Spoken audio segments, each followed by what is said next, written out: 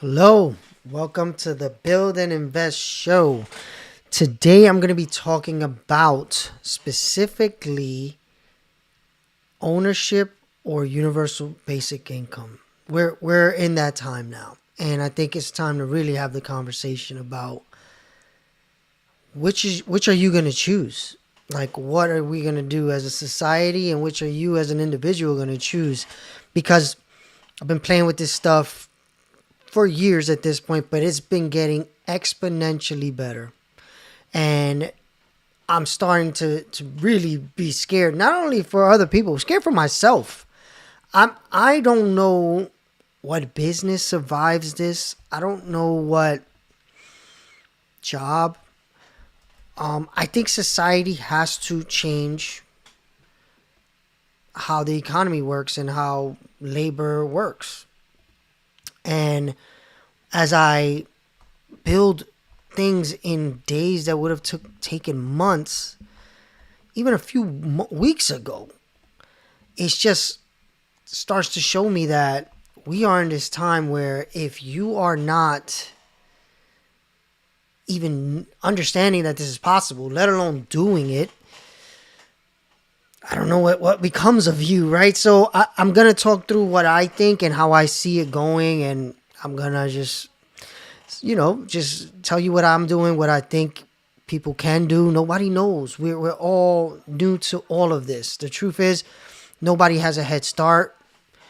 It's all hitting right now, right? And yes, you could have been using ChatGPT for 2 years, 3 years. You could have been using, you could have been building AI before then. But what's changing right now is the products are starting to hit and become very good. So I used to be a developer many, many years ago. Never in my lifetime did I have time to contribute or try to do a hackathon, right? I used to have projects, I have kids, I have, stuff to do. Because of all this technology, I've been looking at hackathons and saying, okay, it'd be cool to do something in an open source way and just try. A couple days, I'm doing months of work and it's awesome. And like I'm contributing to open source code now, which just sounds insane. And yes, it could have been done before if I was, just a developer that worked for 20 years.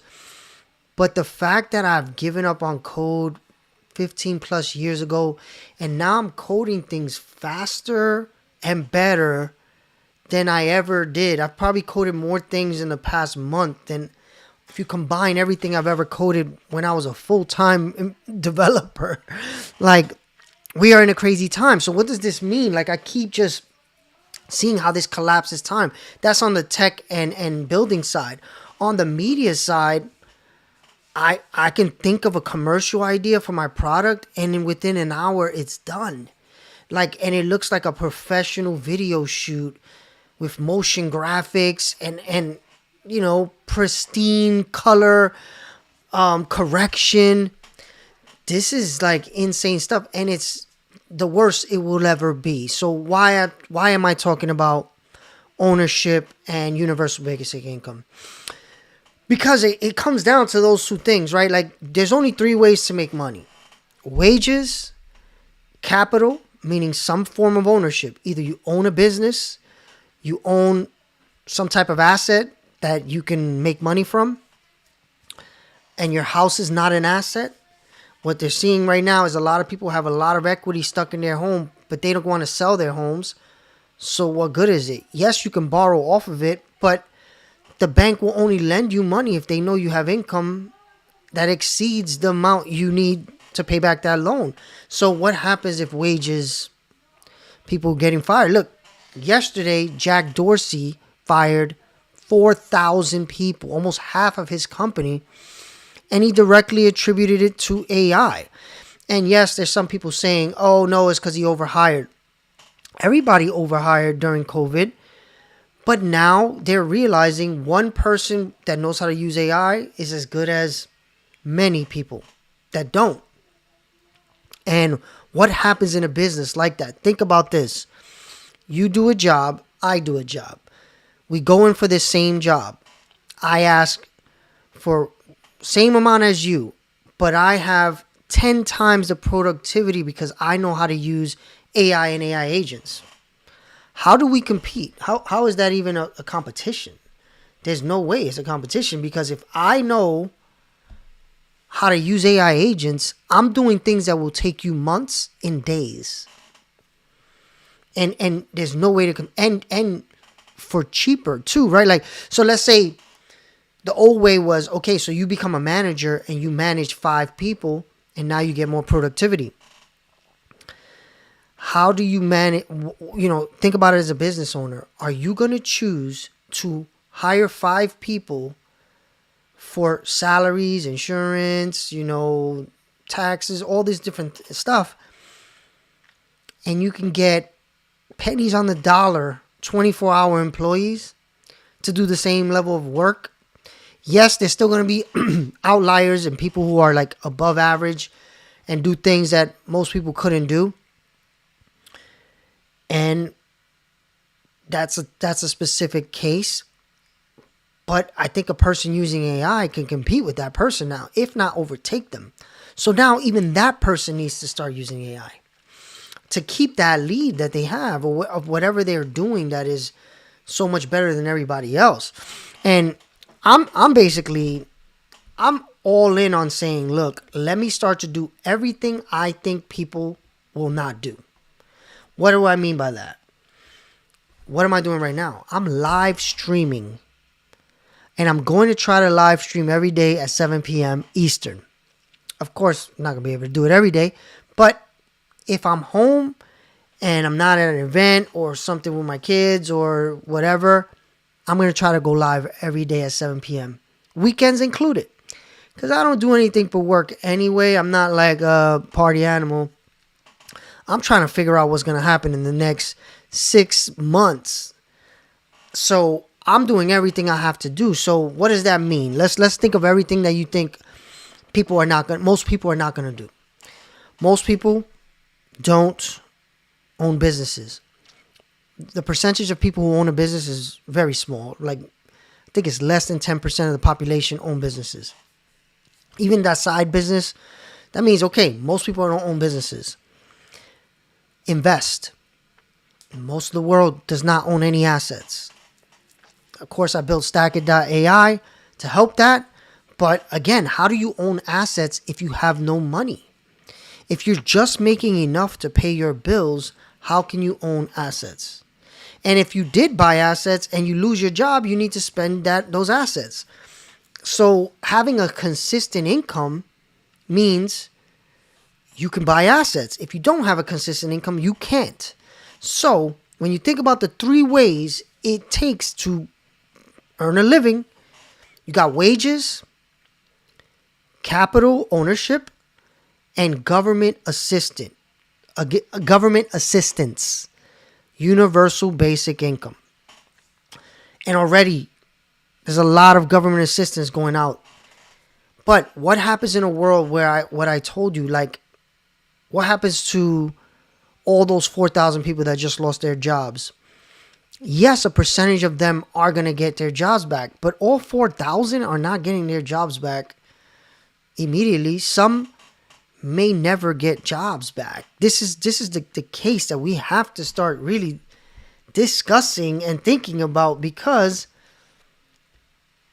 he's kind of said it. We realize we can do a lot more with less people.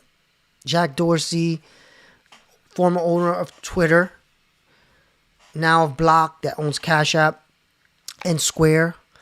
I think actually does own Square. So we are here. So I'm trying to sound alarms. I've always been sounding alarms, and I feel like at this point I'm gonna stop sounding alarms and just say, hey, this is what I'm doing, because I am also in fear. I fear for myself, my kids. What are they gonna do in this new world? And yes, everybody always says, oh, new jobs always come when technology hits and big changes happen. But there's never been a technology that's better at everything than humans. Yeah, when the printing press, electricity, sure. Electricity is not smarter and more capable than 99% of people right now, and eventually will be smarter and cheaper than 100% of people at everything, including physical things. What does that mean? And we don't know how long let's say it takes 20 years. I don't think it will take 20 years, but let's say it takes 20 years. I am 47, I think. Yeah, 47. In 20 years, I'll be 67. That's still not even retirement age for me. And I'm pretty old. I got gray hairs. What does this mean for everyone else? 20 years is not retirement. It's not, for most people. I'm closest to it in my 40s. Like maybe when I'm in my 50s, I'll be right there. I don't even know what retirement age is. And guess what? They're proposing raising retirement age. So that's to show you how out of touch people who are talking about this is. And I always say it. When I see somebody say, oh yeah, but it can't do XYZ, I can tell they just don't use it. Because once you use it, you will see very quickly how screwed over the rest of society is going to be.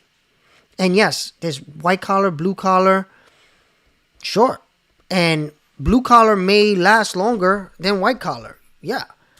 And I'm even looking at figuring out how to own a blue collar business, right? Because at the end of the day, we're talking about survival, right? So like if all I do is digital and AI has the ability to do everything I do, what does that mean for me and my businesses, right? Like eventually something can probably do what Stack does for the AI, right? And then what does that mean, right? Consulting. I can consult, and I'm already talking to business owners to help them build AI employees. But how long till I'm not as good at a consultant as the AI that they could just pay $200 a month for? I don't know. So what I'm trying to do now is just position myself by doing everything I think most people are not going to do. So I'll talk to you about some of those in this. And I'm live, so it could be a conversation. But my overall thought is, you got to think like this if you're going to survive this move. So first things first, I think the first thing most people are not going to do is play around with this technology all day, every day. Many reasons why. The most telling reason is because they're busy with work. So right now, if you have a job, you're not going to come home and just start playing with AI. It's really, it's a mentally taxing thing. And most people get home and they just want to be entertained, right? They're like, okay, I got a couple hours before I have to wake up and go to work again. So they're not going to play around with this technology, and they're not going to see how powerful it is. And that's the first thing I'm doing. I've been doing it since ChatGPT. Every single day I've used this since ChatGPT came out. I've used it. And what I wasn't doing before this year, though, was I wasn't coding. I saw that code was easier through these tools, and I let my team continue to build, which they are good at it, and that's their full-time jobs. But I wasn't doing it myself. So I said, you know what? This year, I need to do everything that people are not going to do. So most people are going to play with anybody who does play with the technology, a lot of them are not going to try to code. So I said, okay, let me get back in the game. And it's not like I'm starting from scratch. I used to do this. Yes, it changed a lot since I did it full time, for sure. Like a lot. But again, now I have a genius helping me 24/7. So within 60 days, I've coded 5-6 agents. The other day, I did something cool. My dad has always wanted to write a book, and he he saw I was doing this OpenClaw stuff, right? And he was like, can I use OpenClaw to help me write a book? So I was like, I don't think it makes sense for you to set up an OpenClaw just to write a book, because there's going to be a cost to doing it. If you buy the hardware, it's a little expensive. And then there's going to be the API fees. So I said, you know what? Let me see what I can do. Let me see if I can figure out something. So I went to ChatGPT and I went to Claude and I said, my dad wants to write a book. He wanted to use OpenClaw. What could we do so I can help him make the book? Give me like a product requirement document so I can build it for him. So it started going down the process, and then it came to the end, and I'm like, okay, this sounds awesome, but how much is this going to cost me to run every month? Because yeah, we can set it up right now, but then there's going to be API costs, hosting, all these different things. So it was like, conservatively about $200 a month. And I was like, $200 a month? My dad is going to take a while to write this book. It takes him a year. It's going to cost him $2,400, which that's not low. That's not, high. People who charge you to help write a book cost more than that. But it wasn't like, it didn't seem good enough to me. So I looked through the PRD, and because of my background in tech, I was able to say, wait a minute, this is not the best way to do this. We could do this in another way. Why don't we do it this way? And it said, oh yeah, that is a good thing. That is a good way of doing it. And I was like, why you didn't tell me this first? And I realized, again, it knows anything, but it doesn't know what you really want. So this is where, like, I always tell people, AI is a genie with unlimited wishes, but you got to know what to ask. You got to know what to wish for. So when I told it, I want a book, OpenClaw, it said, okay, let me go within the OpenClaw model, which is you either host it and then you pay API credits, or you buy a machine and pay API credits, or get a local model that can help you write. But what I figured out was from my history, like 20 years ago, I'm like, but wait, I already have stuff. Well, can I just use this? So what it ended up doing was it helped me figure out a process. Now my dad's writing a book. 3 other friends of mine that always wanted to write a book. I'm writing a book, which is another thing most people won't do, right? So this is where I'm using the technology to figure out how to do as many things that most people won't do as possible. So now I made an AI that's helping me write a book. What it does is, and you could try to copy it. Maybe one day I will sell it. I will sell it as a product. But what it does is, first, you have a screen, you record. So it asks you questions because it's trying to help you figure out what the book is about. So it has questions. You hold the button, you record your answer. And then if you like the recording, it shows you the text, you send it. Then you answer the next question. You keep answering as many questions as you want. Then at a certain point, the book will be made, because what's going to happen is every night, all the audio files are going to go up to the server. They're going to download to the Claude bot, to the OpenClaw. It's going to analyze each book. It's going to say, okay, these are the next set of questions I need you to answer, because what it's trying to do is it's trying to create the book for you. So by just speaking every day, you're slowly creating a book, which is how a lot of people get books written right now, through ghostwriters. They'll just speak it out and then the ghostwriter writes it. Now you can do this with AI. Another job that's kind of gone, but again, not who knows how long, but I was able to build it in like an hour. This is crazy stuff. So writing a book is a thing most people are not going to do. Create content, putting your face on camera, talking, going live. I told you, going live is one level up above that. Making AI products, making products that sell to agents. Because if we are all building businesses and we're building for human beings, but AI agents are going to be the customer, and you could research that. I could talk more about that. But the overall idea is people are going to have AI agents do things for them. You're going to say, hey, whatever you call your agent for your health. Hey, the doctor told me I really should be eating healthier. Can you order me everything that goes aligned with what he told me I should be doing, the AI agent will look at your medical report, go to Amazon or whatever site it finds, and buy it. And then that's your health one. Your fashion one, you may say, hey, you know my style, you know what I like. I got a couple bucks to spend on clothes. Can you go find me cool stuff? Go off, do that. You're most likely not going to be clicking around websites like a caveman in 5 years. It's going to go through AI agents. So again, this is my thoughts. I don't know. We'll see if I'm right, but I'm pretty sure I'm right. Everybody wants the most convenience, right? And what's more convenient than having an assistant for every part of your life that is a super genius that works 24/7? Who's going to turn that down, right? So, and has expertise in specific areas that you need, right? So I think that's another big thing most people are not going to do. Create products for AI agents. They're not going to put themselves out there, like go out, do public speaking events, right? Again, anything it takes to stand out. I think you need to think about this and say, okay, how many of them am I willing to do? Because it's funny, it's true. They say, you know, you don't got to outrun the lion. You just got to outrun the slowest, whatever you're in this scenario. If you're an elk, you just got to outrun the slowest elk.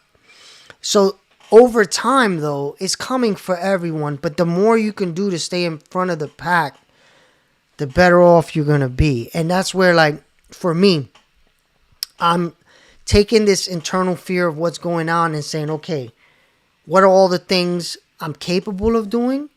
I've done in the past. I've gotten over a little bit of that fear. Like going live is it's a scary thing to do. Like who wants to do this normally? Most people don't. This is not a normal thing. I got over it during COVID. Because again, during COVID, when we were all stuck at home and my business was an online business, I said, I need to go live. I didn't like it. I never did it before. And I said, I'm home. I'm stuck home every day. Why not go live every day? So I went live every day for a long time during COVID. And I got over the fear of streaming. It's just like public speaking. It's just, you could be speaking to 1 million people or you could be speaking to nobody, right? But again, public speaking, if you ever done public speaking, it's kind of like the biggest rooms you can do are a few thousand people, right? And again, I haven't done public speaking at that level. My biggest rooms were a couple hundred people. So yes, these videos can go live to more than a few hundred people, but then people can watch them forever. So there's that stays in your brain as you're doing this, and you got to get over that fear. But there's only one way to get over fear, is practice doing the thing that you're scared of. So going live, I think, is going to be a big deal. I think it's going to be, especially because of AI. This is another thing. What are most people probably not going to do? They're not going to use AI to create content. I saw this early, and I said, you know what? I'm going to learn how to make AI videos. So what did I do? I created an AI agent, and now it works through my OpenClaw. So I text it through Telegram, and I say, hey, every day I want you to make 3 videos based on educating my target customer for Stack. So I have a CMO, Chief Marketing Officer agent. She works with Navo, which is my content creation agent. And she comes up with concepts. The content agent makes a script. She reviews the scripts, approves the scripts.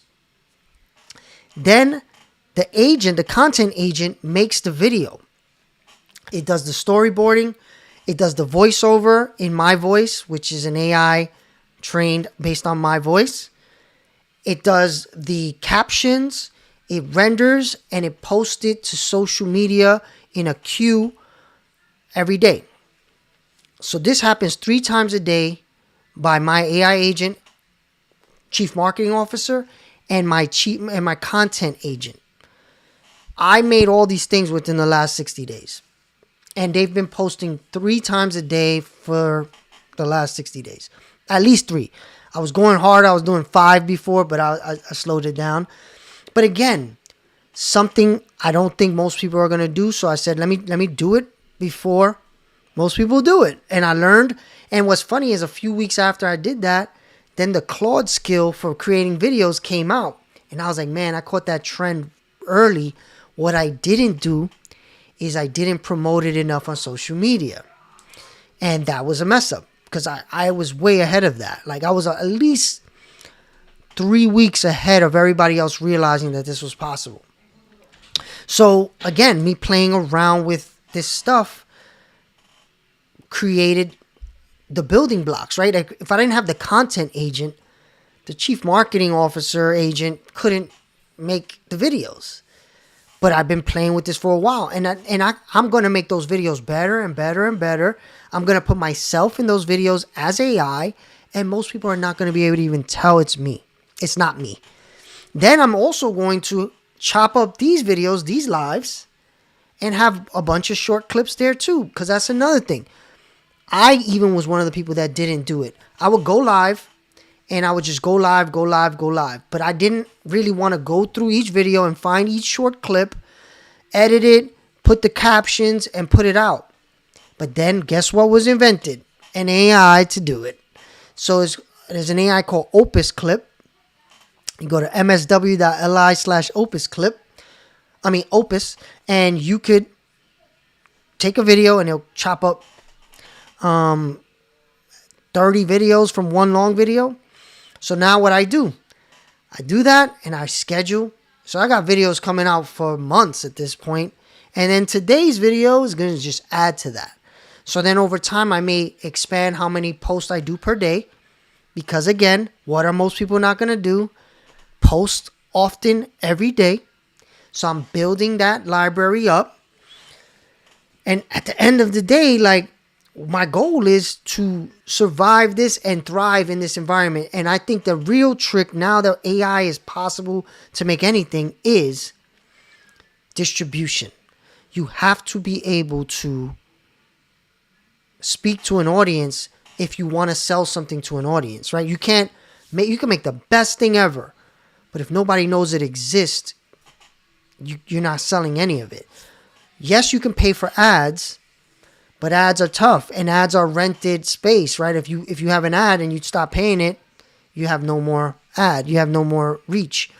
Content is forever. It lives on all these platforms forever, so people can come, watch this in 5 years, and maybe go download Stackit.ai, put their treasury, their AI agent, but make a treasury, right? Again, all these things come with time, and I've built up the skills over many years. But I think if I was starting right now and I was like from scratch, I don't know what to do, my job may be going away, I would play with AI every day, push myself to create things using AI, and I would learn how to go live on social media. I know it's all those things are like, I don't really want to do that. I don't feel like I should have to do that.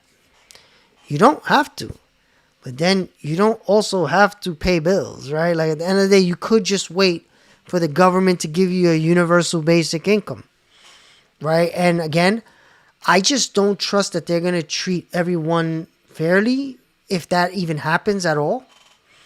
I just see how poor people are treated all around the world. And I do not see governments around the world saying, let's help these people and give them enough money to live every month comfortably. I just don't think that's happening. So for me, again, I'm not going to hope for that. I'm going to own some things. I'm going to build products. I'm going to own assets. That's my plan, right? And if anybody, has any other ideas, I would love to hear them, because in my opinion, we can't rely on jobs. There's going to be a disruption period where maybe, yes, other jobs come along that humans want other humans to do. But the way society is built right now, I can't think of many. If I told you anything you buy right now from a human You can get it cheaper, better, faster. How many people are still going to say, no, I'd rather pay 100 times more, wait longer, possibly get bad service? I just don't see that's what's going to happen. The hard truth is, building is slow. It takes time to build something. So you better start now. Like I told you, the live skills, COVID was a long time ago, 5 years ago. I haven't really kept up with the skill, but I still have it. I'm doing it now, and I still don't feel like anything weird like when I first started doing it a long time ago. It's not easy. There is an unease when it's like, all right, I'm going to get live right now. I'm going to go live. You get like a weird feeling, but once you practice enough, you get over it really quickly. So that's where like most things you're going to fail, especially early on, right? Every business, every idea in the beginning, nothing you do just works the first time perfectly. So you also got to get used to failing. You got to go in there and say, all right, I understand. I'm going to do this AI thing. I'm not going to know what I'm doing. It's okay. I don't care. And I'm not going to worry about how I look on camera. If people think I'm cringe, all that is what's cringe is not being able to pay your bills. And literally that is something that's very possible in the next few years. I know people that haven't had jobs in years that thought they would find jobs again. And you hear it when you in this AI space. A lot of jobs are never coming back. Never. Because at the end of the day, why would you pay somebody to do certain things that you know? I gave the example in my last video. Creating these videos, I told you, my content engine, if I were to pay a person to do this, it would take an hour. These videos are taking minutes. They cost pennies, like literally 30, 40, 50 cents a video. And in 10 minutes, yes, a human can probably do them a little bit better. But is it worth paying 100 times more for a little bit better? And I think this happens to everything eventually. I don't know how long. And again, I don't want to be the fear guy. But I really think you need to start figuring out, okay, if I was starting something, what is the first employee I would want to help me?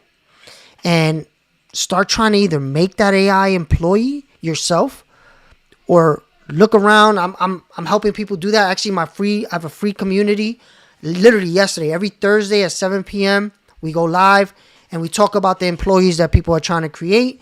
Yesterday, we were talking to a person that was really building a virtual assistant that helps them schedule clients.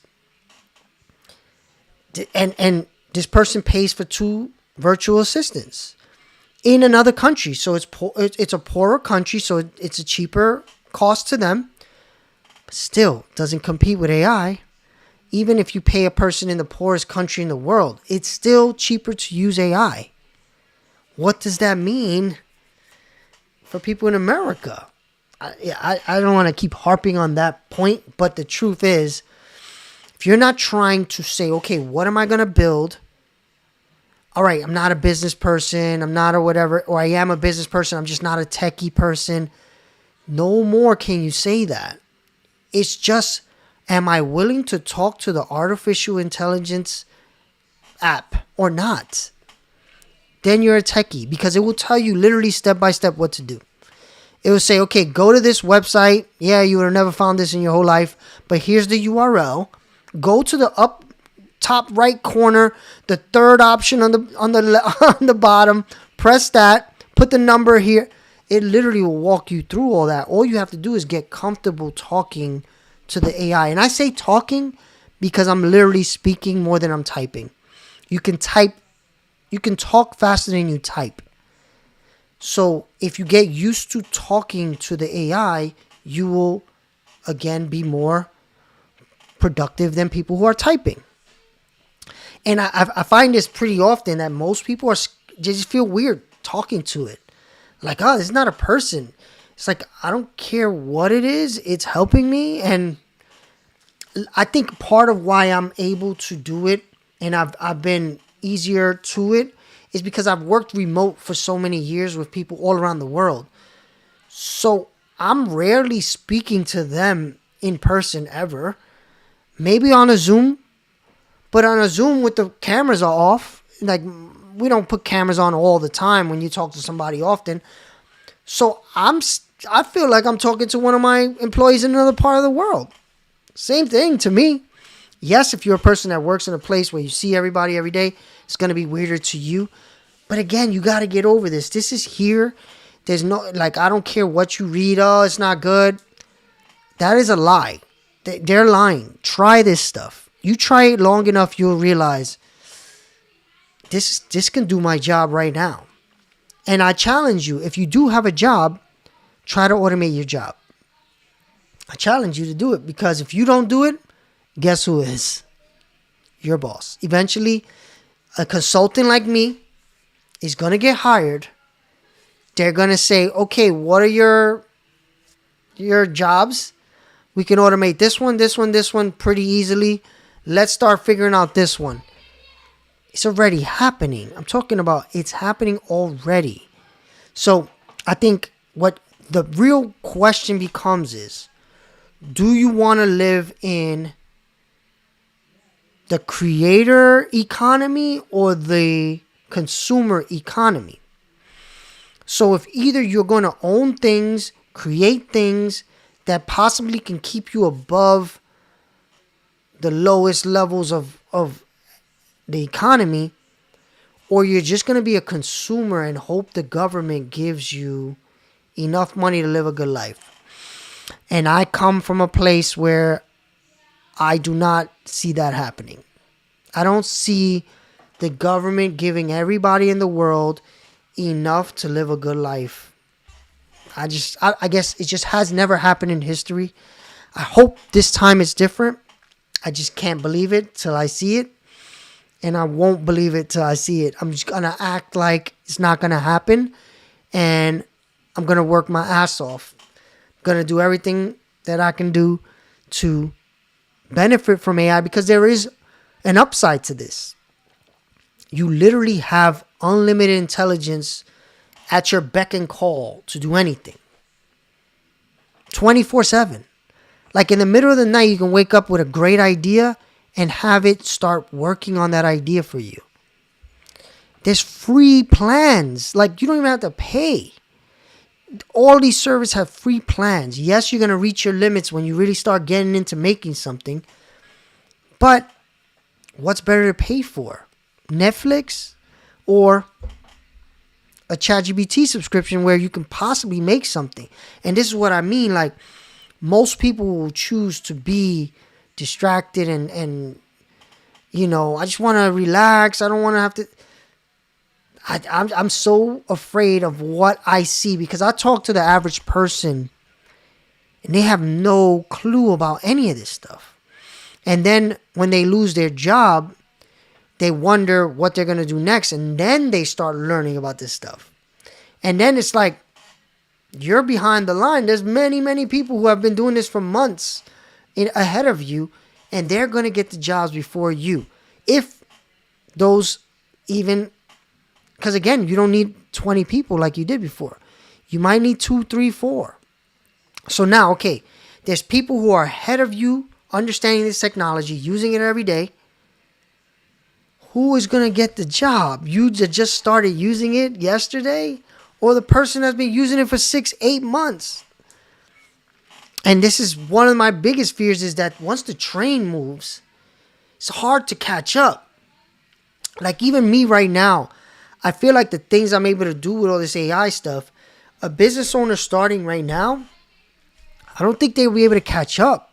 Because while they're catching up to what I'm doing now, I'm getting more leverage, and I'm gaining more ability faster. It's like an exponential, plus the models are getting better.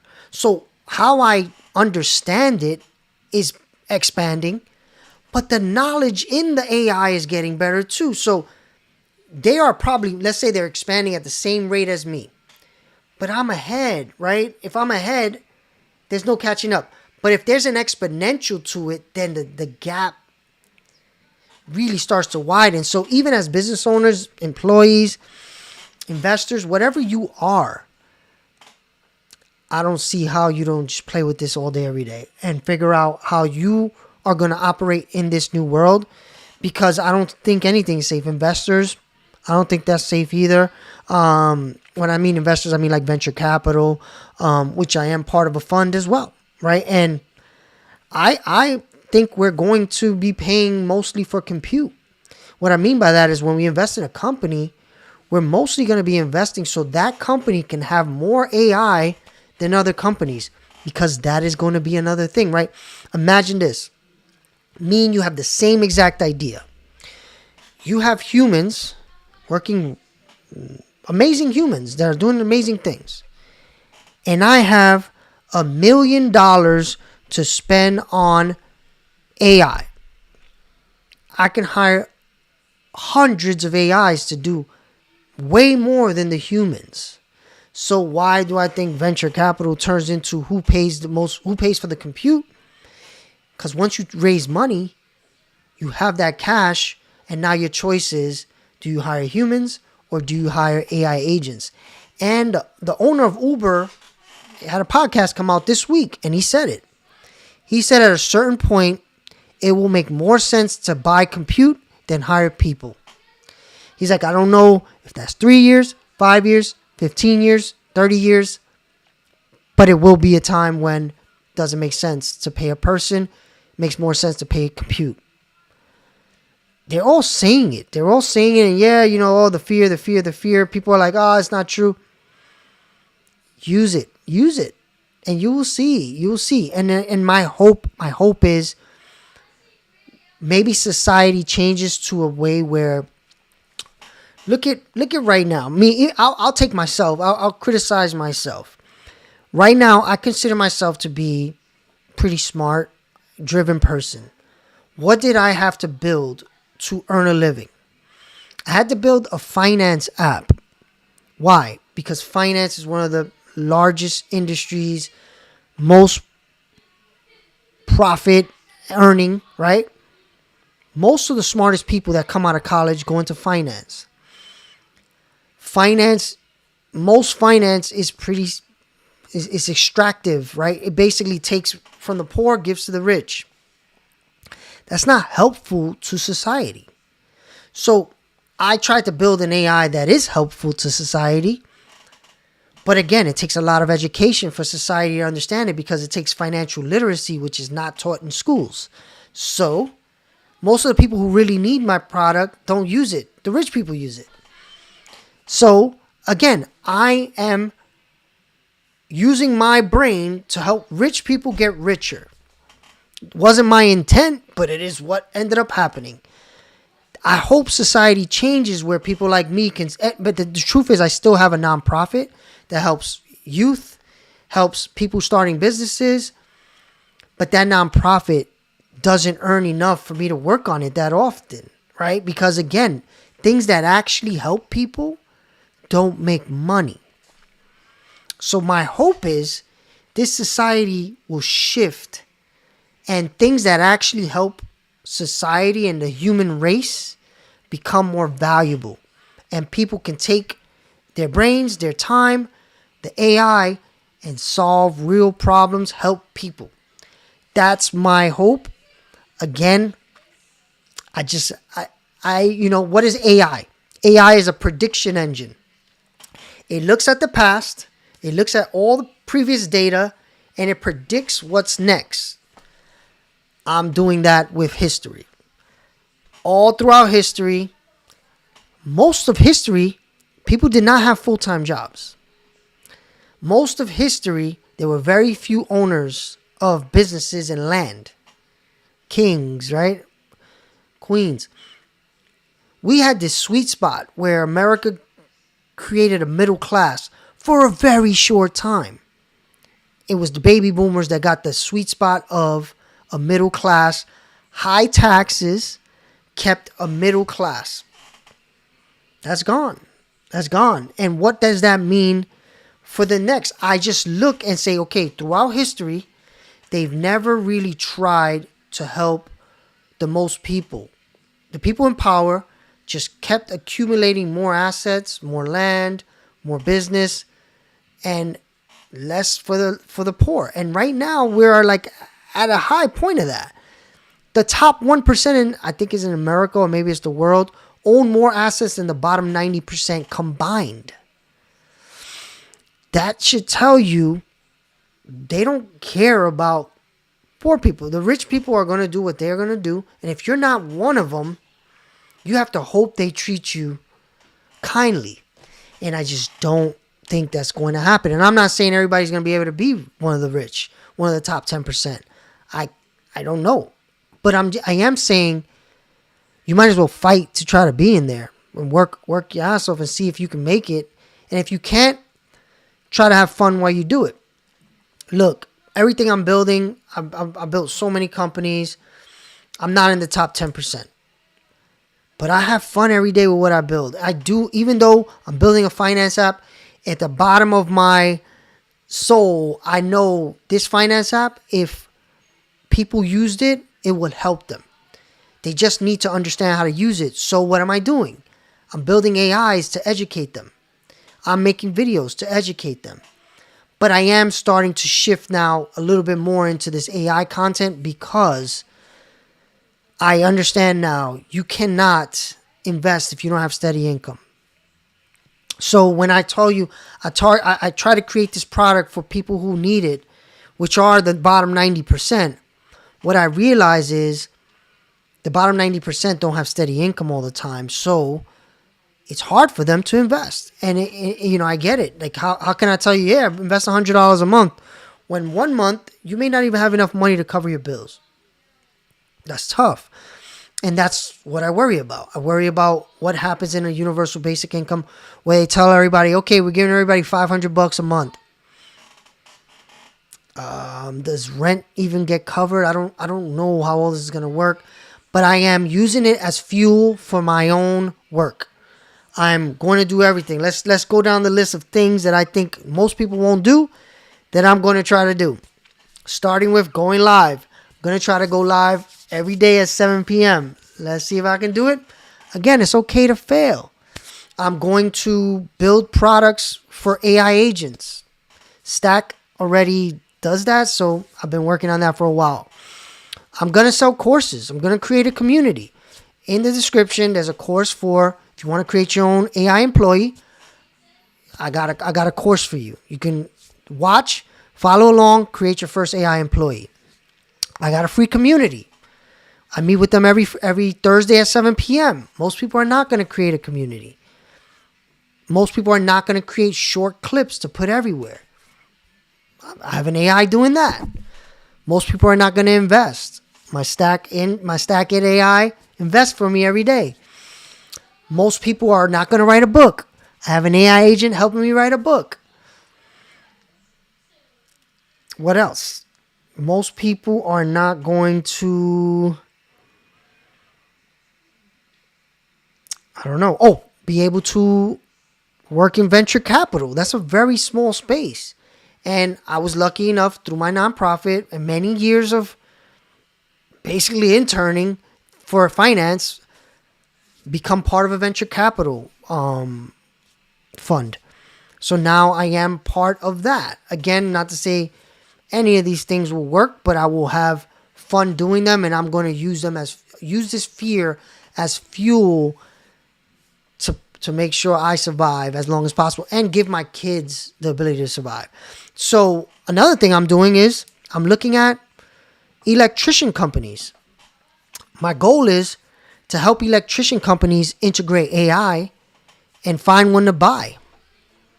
That's another thing not many people are going to be willing to do. And I know like owning an electrician company is hard. That's partly why I picked that. Because if I do it, again, most people won't. So I'm already starting that process, talking to electricians about their problems so I can help them use AI to solve it. By doing that, I'll meet more electricians, get paid to consult, and if one wants to sell, I'll figure out how to own it. And there's many ways because we're in this time where the baby boomers are retiring and companies are just closing because people don't want The families don't want to take the business. So they have to either sell it to someone who wants to take it or it goes out of business. So you have opportunity there. So that's another thing I'm doing. And it's fine. I don't mind doing all this stuff. I do now. Only reason I can do it now is because I can leverage AI, though. I'll be honest. All these things, there's no way even 2 years ago I could have imagined doing all this. But now I have AI employees that can help me do all of it. I have an AI employee every day scraping the internet for electrician companies. I'm setting it up to reach out to those electrician companies, set up meetings, and then I can go in and have the meeting. But that is a appointment setter. Those people make money. If you've been in business, people have reached out to you to do this. Now you can have an AI do it. So the only reason I can do all these things is because I'm leveraging AI. And I've taken the time to learn that, and that's why I think I can do them. I'm pretty sure I can do all of them because I have an AI to do each part. The book, I got an AI agent doing that. Content, I got an AI agent doing that. Products, I got an AI agent building those. I do have people working on that as well. Have good humans that are working on that as well. Consulting, AI helps me get the consulting gigs and do them. And some humans will help me there too. Get appointments for those consulting gigs. Going live, this is where an AI can't really help me, but to be honest, it has helped me. So it helps me come up with the titles, what I'm going to talk about. So if I go live every day, one of the struggles before was always like, what do I talk about? I don't even know what to talk about. So now the AI helps me. I say, all right, today, here's all the things that happen. Here's what I'm thinking. What should I talk about today? Here's what I think. All right, so I like that idea. Give me a good title for that idea. So ownership versus universal basic income. The AI helped me write that title based on me saying this is how it started. Just if you want this to help you figure out how you can do it for yourself. I was watching something on TV where they were talking about there's two different worlds being created now. There's the creators and the consumers. And I said, wow, that's never been truer. I always felt that. But now you see these people just doom scrolling, not realizing that they have the ability to build anything they want. So I said, you know what? I want to create a video about this. I want to talk about how I'm taking this fear and I'm double, tripling, quadrupling down on being a creator. And that started this live, right? So in every aspect of everything I do, I leverage AI. Leverage. You got to remember that word and learn it and learn how to use it in every single way. And that is what we need to do with AI. AI is the ultimate leverage. If you don't use it, you are wasting probably the greatest technology of history. And it's free. It's insane. We're in amazing times. So again, I'm going to be live again tomorrow, 7 p.m. Eastern. If you want to learn how to make your first AI employee, go link is in the description. Download the Agent OS course, and we will go from there. And join my free community as well. Thank you for watching the Build and Invest show. Like, subscribe, wherever you're watching and or listening. And thank you, and see you tomorrow.